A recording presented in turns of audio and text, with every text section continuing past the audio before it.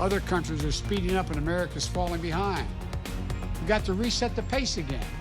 Your morning news now. As President Biden works on getting his Build Back Better bill passed, Congress continues to deal with the debt ceiling crisis. Today, Senate Democrats will try to suspend the debt ceiling through December of next year, but Republicans have blocked previous efforts over the past few weeks and are expected to do so again.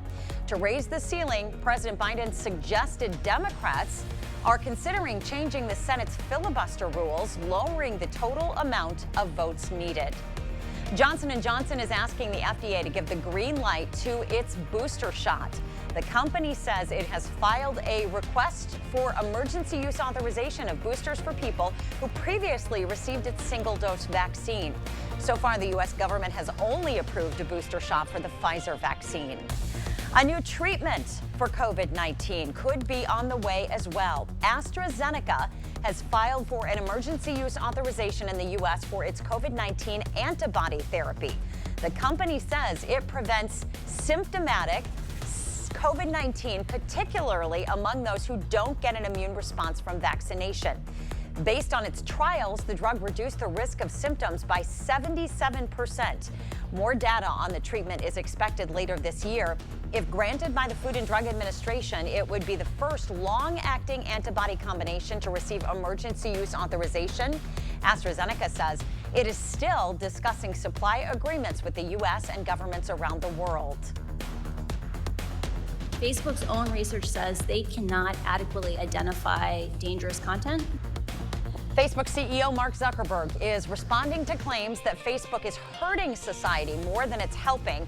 He released an extensive statement saying the advertisers Facebook uses don't want their ads next to harmful content. The pushback from Zuckerberg comes after former employee turned whistleblower Frances Haugen shared information about Facebook's motives and how the social media giant cannot physically stop all harmful content from being seen by users. Haugen also testified in front of Congress, and top Democrat Richard Blumenthal said he would subpoena Zuckerberg if he doesn't testify voluntarily. Chances of showers and thunderstorms are expected as we head into tomorrow. But first, your look at your morning commute. You got mostly cloudy weather conditions throughout the morning into the afternoon. Partly cloudy skies for the evening. An investigation is underway after a La Crosse woman was found dead in a house fire. She has been identified as 71-year-old Peggy Crowley. Firefighters responded to a report of a smoke alarm going off Monday night at Crowley's home near 22nd and Ferry Streets. When firefighters got inside, they found heavy fire and smoke damage, but the fire was already out and there was no apparent cause. The La Crosse County Medical Examiner's Office will determine the cause of death. The plan to redistrict a historic Riverside Park building has cleared another hurdle. The City of La Crosse's Judiciary and Administration Committee voted to approve the ordinance that moves the property from a public district to a commercial district. If passed by the council, the historic Fish Lab could be used as an event space with a vacation rental on the second floor. Drivers on Losey Boulevard, get ready for a slight slowdown this week. Starting today, crews will be working on road maintenance from State Road to Ward Avenue. Watch out for changing traffic patterns. If weather doesn't interrupt the work, maintenance should be done by the end of the week. Also starting today, a trailhead parking lot closes. The Gateway Trailhead lot in Grandad Bluff Park will be closed for maintenance through Friday.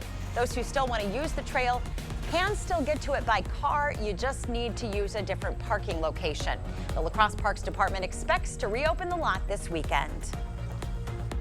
And here's a look at the next 8 days. Again, those shower and thunderstorm chances in place for tomorrow. Less rain chances from Friday through the weekend, but still expecting those cloudy skies. Thanks for being with us on this Wednesday morning. We're going to send you to CBS Mornings now, and we hope to see you right back here tomorrow.